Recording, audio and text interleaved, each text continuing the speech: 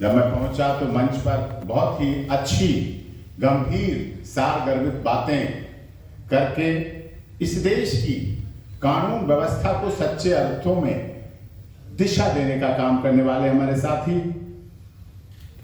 और इस सारी बगिया को सींचने संवारने समय समय पर कैंची चलाकर काट छांट करने वाले जिन्होंने अपना पूरा जीवन न्यायिक प्रणाली में दिया। मेरा जब से रजिस्ट्रेशन हुआ बार में तब से जब स्टार्टिंग की 30,000 से तो हमारे ढींगरा साहब वहां न्यायाधीश हुआ करते थे और इन्होंने हर उस नए एडवोकेट को, जैसे बच्चे को एक लहड़ू होता है जब चलना नहीं सीखता है तो उसे गार्जियन ला के दे देते हैं तो वो चलते रहता है, चलने लगता है, तो फिर बाद में चाहे वो पीटी उषा बन जाए चाहे वो अपना बड़ा धावक बन जाए, लेकिन ऐसा काम करने वाले हमारे ढींगरा साहब जिन्होंने न्याय की बहुत ऊंचाइयां अपने जीवन में पाई, बहुत लैंडमार्क जजमेंट के साथ साथ लैंडमार्क जजमेंट, रिपोर्टेबल जजमेंट तो हम सभी के अब ऑनरेबल सुप्रीम कोर्ट और सभी में सब बहुत छपते हैं, बहुत छपे, लेकिन कुछ जजमेंट ऐसे होते हैं जो दिल में जस्टिस फॉर ऑल, न्याय सभी को। हमारी सरकार भी कहती है सबका साथ, सबका विकास, सबके साथ न्याय, लेकिन देखना है कितना अभी वो इन 10 वर्षों में न्याय पूरा हो पाया। रह गई होंगी, ऐसा नहीं, कोई पूर्ण नहीं होता, संपूर्ण नहीं होता, लेकिन फिर भी कमियां रही होंगी। और शायद ये कॉन्स्टिट्यूशन क्लब, नाम भी इसका कॉन्स्टिट्यूशन क्लब ऑफ इंडिया, कहीं इस देश में कोई ऐसा जगह नहीं मिलेगा जो भारत के संविधान के नाम से जुड़ा हुआ हो। वो केवल यही है, दिल्ली है, और यहां जहां आप बैठे, जहां आप उपस्थित हैं। बिल्डिंगें बहुत बड़ी बड़ी लोगों ने बनाई, बड़े बड़े ग्रांड प्लाजा, बहुत बहुत विशाल, सब कुछ विशालता के साथ, आधुनिक इंफ्रास्ट्रक्चर, लेकिन कॉन्स्टिट्यूशन क्लब ऑफ इंडिया आपको पूरे देश में एक मिलेगा, यही मिलेगा जिस हॉल में आप उपस्थित हैं। और स्वराज मेरा अधिकार का नारे के साथ, इस कार्यक्रम की थीम के साथ यहां आप लोग उपस्थित हैं, और आप सबके सुझाव, आप सबकी प्रेरणा, आप सबका मार्गदर्शन निश्चित तौर पर इस देश की कानून व्यवस्था, न्याय व्यवस्था को दिशा देने का काम करेगा। अब पूर्ण नहीं है, कई मामलों में आपने भी देखा, हमने भी देखा, न्याय मकड़ी के जाले की तरह होता है। मकड़ी का जाला बना हुआ है, उसमें छोटे छोटे कीड़े मकोड़े, कुछ छोटी कमजोर छिपकली, मक्खी, मच्छर, सब उसमें चिपकते चले जाते हैं, पार नहीं कर पाते। लेकिन कोई एक आता है, उसका हाथ मजबूत होता है, वो धनबल वाला भी होता है, जनबल वाला भी होता है, बाहुबल वाला भी होता है, जो आज के बल कहे जाते हैं। वो आता है, उस मकड़ी के जाले को फाड़ता है और अंदर जाके चला जाता है, और वो कहता है मैंने न्याय पा लिया, मुझे न्याय मिल गया। ये सच्चा न्याय नहीं है। न्याय वो मिलना चाहिए जो हर इस देश के गरीब, दलित, शोषित, पीड़ित, मजदूर, मजलूम, गुवाहाटी से चौपाटी, कन्याकुमारी से कश्मीर तक न्याय मिले। हमारी सुप्रीम कोर्ट में लाइफ टाइम मेंबर हूं, 26 वर्षों से वकालत कर रहा। Honourable chief justice of India आते हैं और अपने हिसाब से आते हैं, बहुत प्रयास करते हैं। हमारे देश के वर्तमान के माननीय लॉ मिनिस्टर अर्जुन राम मेघवाल जी भी बहुत प्रयास करते हैं। किरण रिजिजू जी रहे, बहुत प्रयास किया, और उनका प्रयास दिखा भी, लोगों में चेतना लाया, उन्होंने मोर्चा संभाला। और वर्तमान में मेघवाल साहब हमारे लॉ मिनिस्टर हैं, प्रधानमंत्री मोदी जी हैं।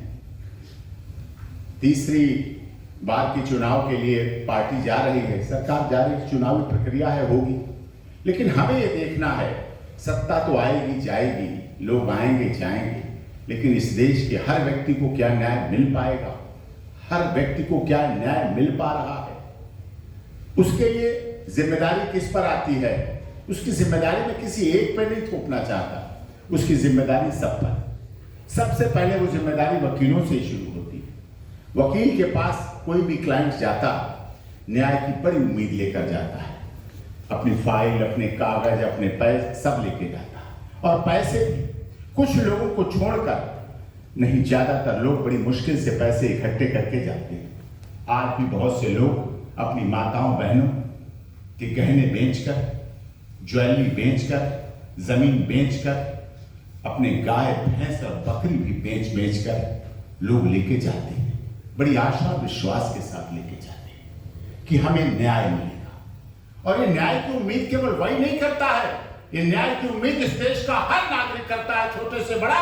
जब भी आप देखते हैं अगर कोई छोटे से छोटे का, बड़े से बड़े का झगड़ा होता है, वो कहता है I will see you in court, मैं तेरे को कोर्ट में देखूंगा।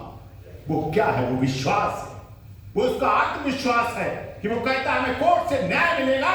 और इसीलिए कानून की देवी की आंखों पर बेशक पट्टी बंदी हो, हम न्याय के मंदिर के देवता कहते हैं, जहां ढींगरा साहब जैसे हमारे देवता विराजमान हुआ करते थे। तो ऐसे न्याय के मंदिर में क्यों हम माय लॉर्ड कहते हैं, क्यों हम सिर झुकाते हैं?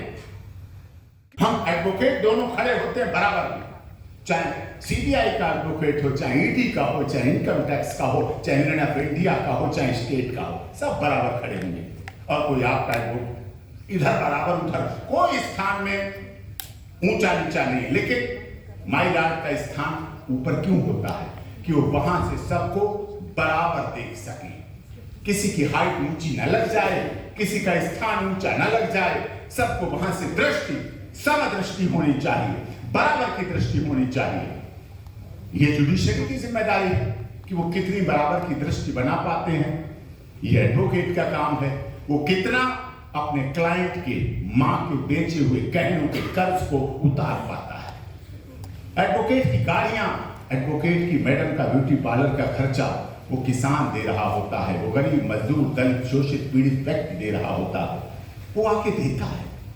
दो विभाग हो गए, इन दोनों के पास पहुंचती है इन्वेस्टिगेशन एजेंसी, जांच एजेंसियां लेके आती हैं, फाइल बना के लाती हैं अपने अपने। वो कितना साकार है? जांच अधिकारी का नाम क्यों रखा गया? इन्वेस्टिगेशन ऑफिसर क्यों कहा गया? जांच अधिकारी किसी व्यक्ति का अधिकारी नहीं, किसी संस्थान का अधिकारी नहीं, सरकार का अधिकारी नहीं, जांच अधिकारी, कि वो जांच करे, दूध का दूध, पानी का पानी करे, सच सच को साबित करे। तो ये जांच अधिकारी की जिम्मेदारी होती है। वो कितना अपने पे खड़े उतरता है, ये उसे देखना है। अब पिछले दिनों हमारे देश की महामहिम राष्ट्रपति जी सुप्रीम कोर्ट के कार्यक्रम में आए, प्रधानमंत्री जी भी थे, लॉ मिनिस्टर भी थे, प्रोटोकॉल भी था, देश की महामहिम राष्ट्रपति जी आए, बड़ा सेमिनार था, सभी थे, हम सभी लोग थे, न्यायाधीश थे। उन्होंने एक ही बात कही, बड़ी सीधी सादी मृदुभाषी में कही कि मैं उड़ीसा से आती हूं, बड़े ग्रामीण सुदूर परिवार से आती हूं। मेरे बचपन से युवा अवस्था तक मैंने देखा है 3 लोगों को भगवान मानते थे, 3 लोगों को, एक डॉक्टर, एक टीचर, एक लॉयर। यानी कि डॉक्टर, वकील और अध्यापक, इन 3 लोगों को वहां उनके गांव में भगवान कहते थे, मानते थे। और केवल वहीं की बात नहीं है, एक गुवाहाटी से चौपाटी, कन्याकुमारी से कश्मीर तक के लोगों का ऐसा भाव है। शिक्षक को गुरु आज भी कहा जाता है, हर तरह से सम्मान दिया जाता है। डॉक्टर को भगवान माना जाता है, कहते हैं हाथ जोड़ के साहब आप ही भगवान है, आप ही बचा सकते हैं। वकील से भी कहते हैं साहब हाँ इसमें है तो फांसी की सजा, है तो उम्र कैद, टिल डेथ भी है, लेकिन आप ही बचा सकते हैं। हम पे है झूठा केस, हम पे लगाया गया राजनीति से प्रेम, हम पे लगाया गया हमारे सिस्टम को खराब करने के लिए। लोग कहते देखते। तो उनका कहने का अर्थ था कि तीनों को भगवान मानते हैं। और उन्होंने कहा कि आज मैं एक भगवान के पास हूं, वकील वाले भगवान के पास, क्योंकि न्यायाधीश भी वकील है, वकील भी वकील है, स्टैंडिंग काउंसिल भी सब वकील है, भारत सरकार के वकील भी वकील है, वकील तो सब है, लॉयर तो है। तो उन्होंने सवाल का जवाब हम सब पे छोड़ दिया कि मैं तो इस देश की महामहिम राष्ट्रपति तो आपको भगवान मानती है, आप लोग अपने को क्या मानते हैं, कितना मानते हैं, ये आप पे मैं छोड़ रही हूं, आप पे मैं छोड़ के जा रही हूं, आपके ऊपर जिम्मेदारी है। तो यही बात न्यायाधीशों पर भी है, जांच एजेंसियों पर भी है, लॉयर पर भी है। क्लाइंट तो झूठ भी बोलते हैं, सब कुछ कर सकता है, वो तो उसकी एक अपनी मानसिक दशा होती है, मनोदशा होती है। लेकिन हमें आपको देखना है कि हम अपने कर्तव्य को कितना पालन कर रहे हैं, कितना पाल रहे हैं। और जस्टिस डिले जस्टिस डिनाइल की जहां तक बात है, ये भी बहुत महत्वपूर्ण विषय है। विलंब से मिला गया न्याय नहीं रहता है। मकान जब खंडहर हो जाते हैं, कितने मकान आपके शहरों में हैं ऐसे जिनमें आपके बचपन में आपके पिता ने उंगली पकड़ के चलते समय दिखाया था ये मकान का मुकदमा चल रहा है, और आज आप बुजुर्ग हो गए हैं, अभी भी उस मकान का मुकदमा चल ही रहा है। मकान खंडहर होके ढहता जा रहा है। पुलिस स्टेशन के मालखाने में देखिए कितनी गाड़ियां बड़ी से बड़ी, अच्छी छोटी से छोटी, सड़ रही हैं, गल रही हैं, कट रही हैं, खत्म हो जाती हैं।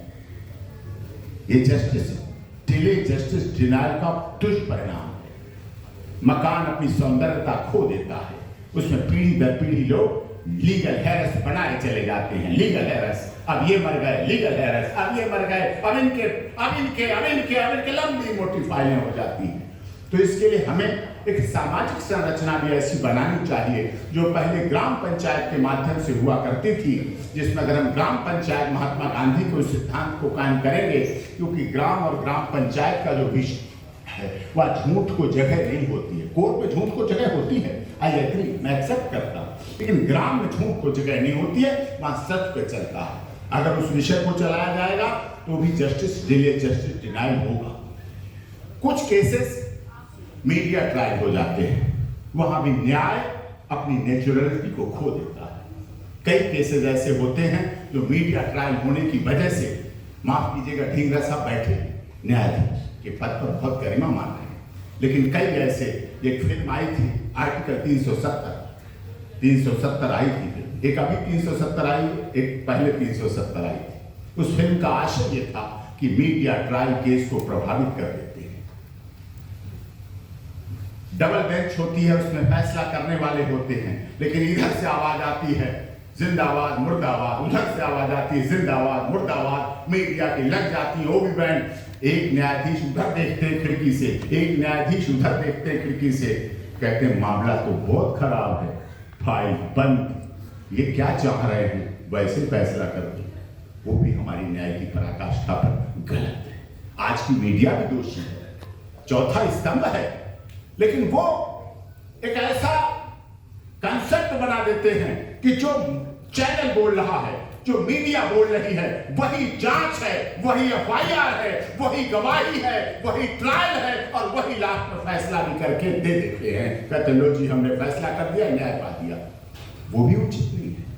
जब केसेस का ट्रायल मीडिया ट्रायल होने लगता है, वो भी इस देश के लिए, हमारे देश के हर व्यक्ति को मीडिया ट्रायल नहीं मिल पाता है। आप जानते हैं कैसे कैसे करोड़ों रुपए के घोटाले हमारे न्यूज चैनल के माध्यम से आपने देखे हैं। न्यूज चैनल के सीईओ, बड़े बड़े सीईओ तिहाड़ जेल में विराजमान हुए हैं, फोटो उनकी ऐसे चलती थी, सौदे हो रहे, ऐसे आपने देखे हैं। तो उदाहरण कोई छिपे नहीं है, सबके सामने है। लेकिन वो फिर बैठते हैं शाम के टाइम में, चैनल बदल जाते हैं, नाम उनके वही रहते हैं, एफआईआर तो वही रहती है, उनके अंदर का मसाला तो वही रहता है, उनके अंदर का मटेरियल तो वही रहता है।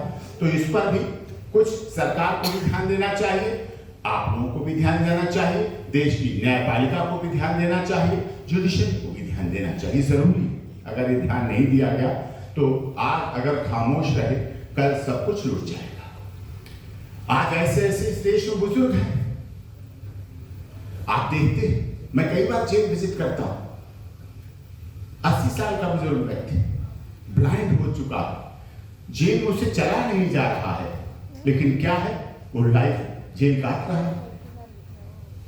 न्याय उसके लिए बराबर नहीं है। एसेस जस्टिस फॉर ऑल नहीं हुआ उसके साथ न्याय, उसे न्याय नहीं मिला क्योंकि उसके पास धनबल नहीं था। कितने आज इस देश की कोर्टों में के आदेश के बाद जेलों में इतने लोग ऐसे पेंडिंग हैं जो केवल 5, 10 और 15 हजार के जमानती ना होने की वजह से जेलों में सड़ रहे हैं, जेलों में रह रहे हैं। ऐसे लोग हैं जिनको केवल श्योरिटी, उस पर भी न्यायाधीशों को देना चाहिए ध्यान। कि बुलाएं, पर्सनल बॉन्ड का सीआरपीसी में प्रोविजन है, उन्हें छोड़ा जा सकता है, उनके बारे में विचार किया जा सकता है। जेल विजिट होती है, लेकिन जेल विजिट का अर्थ केवल यही हो जाता है कि जेल में गए, सुपरिटेंडेंट साहब के कमरे में बैठे, अच्छी चाय पानी, बढ़िया स्वागत सम्मान, जहां सुपरिटेंडेंट साहब ने जहां चाहा वहां घुमा दिया और जहां चाहा वहीं से वापस करा दिया। ये नहीं न्याय। आप अपनी इच्छा से जाएं, अपनी इच्छा से लोगों से बात करें। कुछ ऐसे ऑप्शन दें कि कितने लोगों के पास जमानती नहीं है, वो लोग जेल में कितने हैं, उन्हें छोड़ा जा सकता है, उनका उपयोग देश के लिए किया जा सकता है, उनकी ऊर्जा का उपयोग किया जा सकता है। यह आवश्यक हो जाता है कि आप उसको देख के रखें। और कई ऐसे मामले हैं राजनीति से प्रेरित हो जाते हैं, मीडिया ट्रायल की वजह से हो जाते हैं। आप यकीन मानिए, अभी मैंने जोधपुर जेल विजिट की। जोधपुर जेल, कई मामलों में जोधपुर जेल सलमान खान के लिए भी फेमस हो गई जेल, जिनका ऑर्डर बाद में आ पाया, लेकिन वो रिलीज पहले हो गए। ये भी आप सबके सामने है, क्योंकि वो सलमान खान थे। ऑर्डर बाद में आ पाया, टाइमिंग पड़ी बात की, लेकिन रिलीजिंग पहले हो गई। लेकिन उसी जेल में पूज्य संत आशाराम बापू जी भी हैं, जो 11.5 साल हो चुके हैं, 86 साल की उम्र में, फिर भी आज जेल में है। 11.5 साल, 86 साल से अधिक उम्र का व्यक्ति आज भी जेल में है। क्यों? ट्रायल चल रहा है, अब अपील पड़ी है। कोरोना काल आया, बड़े बड़े hardcore criminal, habitual criminal, professional criminal, honourable high court की, honourable supreme court of India की गाइडलाइन के आधार पर रिलीज किए गए, छोड़े गए, बाहर किए गए। लेकिन क्या access to justice for all, जो आप स्वराज मेरा अधिकार के तहत कार्यक्रम कर रहे हैं, क्या संत परम पूज्य संत आशाराम बापू जी को कोरोना काल में 1 घंटे 1 मिनट की भी राहत दी गई? क्यों नहीं दी गई? कहां था न्याय आपका? जस्टिस फॉर ऑल नहीं था, access to justice for all नहीं था। उनके साथ हो रहा है, अभी पड़ी है पेंडिंग। अगर वो व्यक्ति साधारण आम व्यक्ति होता, आयुर्वेद पे आधारित ना होता, तो क्या अब तक जिंदा होता? 86 साल की उम्र, 11.5 साल से अधिक जेल, कभी इंटरिम बेल नहीं, कभी पैरोल नहीं, कभी इलाज के लिए नहीं। अभी पिछले दिनों जब मैं था तो अखबारों की सुर्खियां थी, ऑनरेबल हाई कोर्ट जोधपुर के ऑनरेबल जस्टिस कह रहे हैं, आशाराम बापू से बड़ा आयुर्वेद का कौन ज्ञाता है। क्यों कहना पड़ा उन्हें? क्योंकि एक पिटीशन लगी थी जोधपुर हाई कोर्ट में। वो किस लिए लगी थी? कि आशाराम बापू अपना इलाज आयुर्वेद आधारित कराना चाहते हैं। क्यों नहीं कराना चाहिए? आयुर्वेद हमारी आत्मा है, संस्कृति है, परंपरा है, उसके तहत इलाज कराना चाहते हैं। उस पर नहीं इलाज के लिए परमिशन, वो याचिका यहां हमें पता चला सुप्रीम कोर्ट भी आई, उन्होंने भी कह दिया नहीं वहीं जाइए। साहब, आप हर मामले में तो वहां नहीं भेजते हैं, आप ऑनरेबल सुप्रीम कोर्ट हर मामले को तो वापस जो हाई कोर्ट तो नहीं भेजते हैं। आप तो कई मामलों में सो मोटो नोटिस भी कर लेते हैं।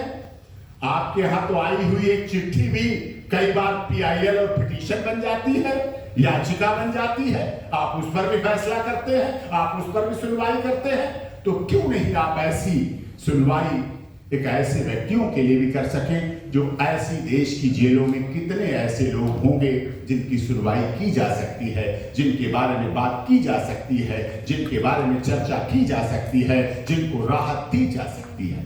तो ये आवश्यक चीजें हैं और इसी के लिए हमारे स्वराज मेरा अधिकार के बहुत अच्छे वॉलंटियर्स ने ये बनाया है, जस्टिस फॉर ऑल, न्याय सभी को, resolving the corruption in judiciary, ये भी है, न्याय व्यवस्था में व्याप्त भ्रष्टाचार को समाप्त करने हेतु। कानून मनुष्य के लिए है, ना कि मनुष्य कानून के लिए है। अभी तो कई मामलों में तो मनुष्य को कानून में पीसा गया, कानून मनुष्य के लिए नहीं रहा। समान कानून, इक्वलिटी ऑफ लॉ कहा गया, हुआ नहीं, कई मामलों में हुआ नहीं। हमने केस लड़े, बिहार का मनीष कश्यप का पत्रकार का था, एनएस से रासुका लगा दी, 6 महीने में छुड़वा पाया। कुछ लोगों पर अपने आप संज्ञान लेकर एंटीसिपेटरी बेल दे दी गई। सब कानून में समानता नहीं। अपनी बात से मुकर जाने वाले गवाह, विरोधी गवाह, होस्टाइल विटनेस के विरुद्ध अलग से अभियोग चलाया जाना चाहिए। ऐसा हमारे देश की जनता भी चाहती है, जिससे झूठ बोलना, झूठ कहना खत्म हो सके। जिन मुकदमों में अभियोजन सरकार एक पक्षकार है, उन मुकदमों में अभियोजन व सरकार की जिम्मेदारी उस पर होनी चाहिए, जिससे झूठे मुकदमों का जो आडंबर लगाया जा रहा है वो खत्म हो। अधिकरण फोरम आयोग लोक सेवक के रूप में सेवानिवृत्त न्यायाधीशों एवं न्यायमूर्ति की नियुक्ति पर फिर से नए सिरे से चर्चा होनी चाहिए।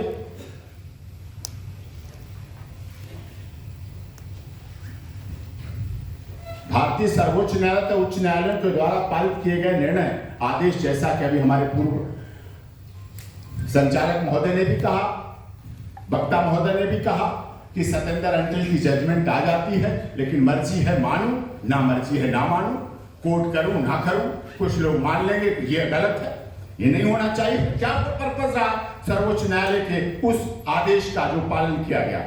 एफआईआर दर्ज होने से अंतिम निर्णय तक अभियोग के दौरान किसी भी मुकदमे में मीडिया ट्रायल, जैसा मैंने कहा, पूर्ण प्रतिबंध होना चाहिए।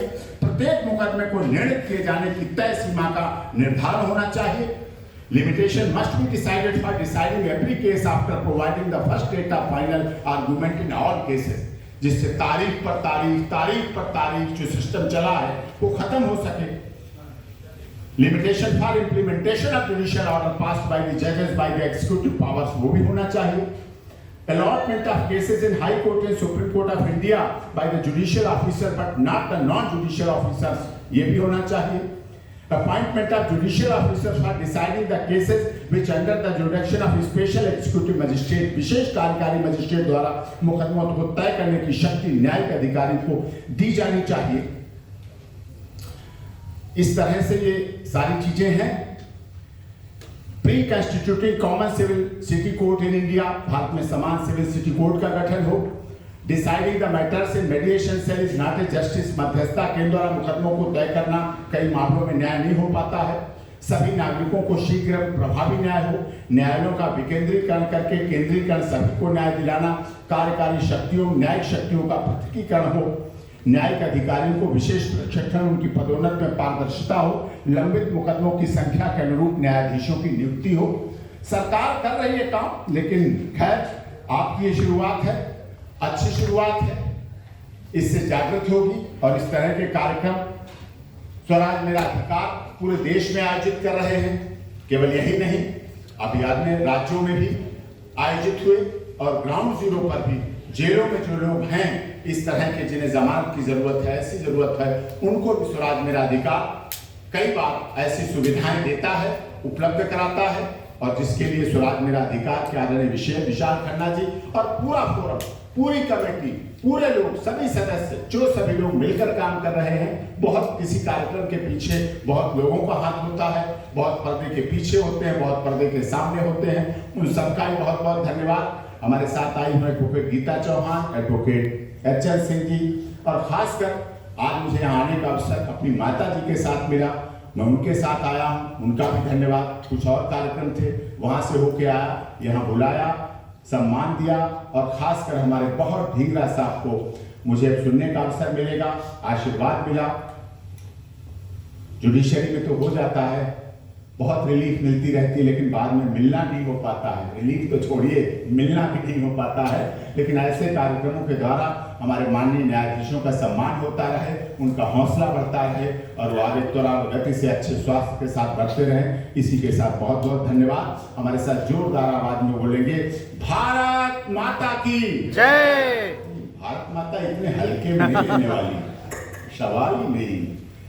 आप दुनिया में कहीं जाइए, आपको लंदन माता दिखी है कहीं? बताओ। चीन माता, जापान माता, यूक्रेन माता, रूस माता, अच्छा अमेरिका माता तो दिखी होगी, बहुत पावरफुल बनते हैं। नहीं ना, वो केवल भारत माता है, हिंदुस्तान में है हमारे। क्योंकि हमारे यहाँ महिलाएं सीता, सावित्री, गार्गी, अपाला, अनुसुईया, रजिया सुल्तान और हर रानी और पद्मावती जैसी रही हैं। इसलिए भारत माता का महत्व है। इसलिए हमारे साथ जोरदार मुट्ठी बांधकर, पूरी ताकत के साथ, बुलंदी के साथ, गले को भी खोलते हुए, आवाज को भी बोलते हुए बोलेंगे भारत माता की जय, भारत माता की जय।